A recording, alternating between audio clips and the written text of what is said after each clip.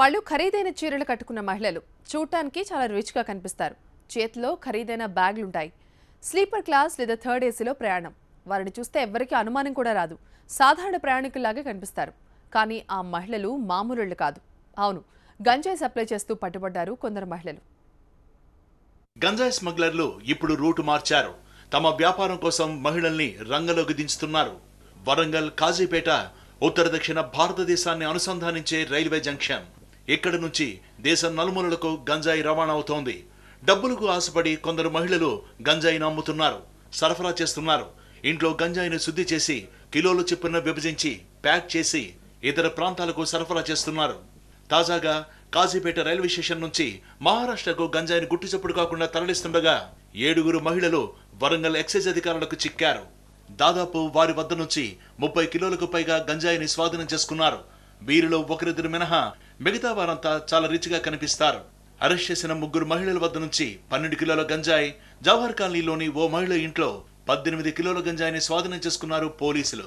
అవసరం ఉన్న డిమాండ్ని బట్టేసి ఆమె ప్యాకింగ్ చేసి ఈ గ్యాంగ్లో ఉన్న మహిళల్ని ట్రాన్స్పోర్టేషన్కి ఉపయోగించుకుంటా ట్రైన్ ద్వారా మహారాష్ట్రలో నాగ్పూర్, పూణే అండ్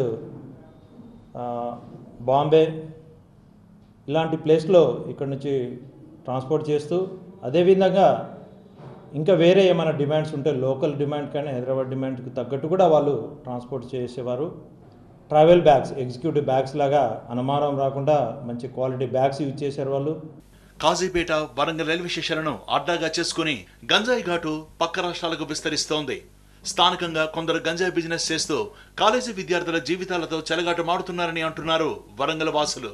ఇక్కడ నుండి శీలావతి అనే గంజాయిని ఇతర రాష్ట్రాలకు సరఫరా చేస్తూ, దీన్ని కేవలం ఆశ్చర్యకరమైన విషయం ఏంటంటే మహిళలే దీన్ని గంజాయిని తీసుకుపోయి ఇతర రాష్ట్రాలకు అమ్మేస్తూ ఇక్కడ కళాశాలలకు బీటెక్ కానీ ఎంటెక్ చదివే పిల్లలకు కూడా మహిళలే తీసుకుపోయి ప్యాకెట్ల ద్వారా శీలావతి గంజాయిని వాళ్ళు సరఫరా చేస్తున్నారు.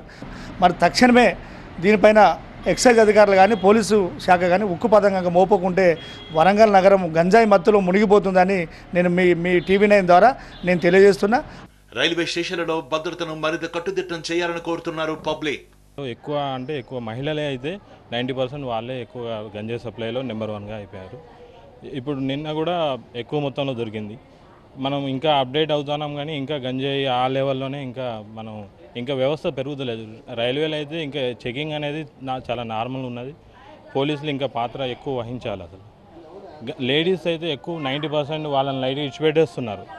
ఎంత మనం అప్డేట్ అవుతున్నా కూడా లేడీస్ని మాత్రం మనం లైట్గా ఇచ్చిపెట్టేస్తున్నాం ప్రతి విషయంలో.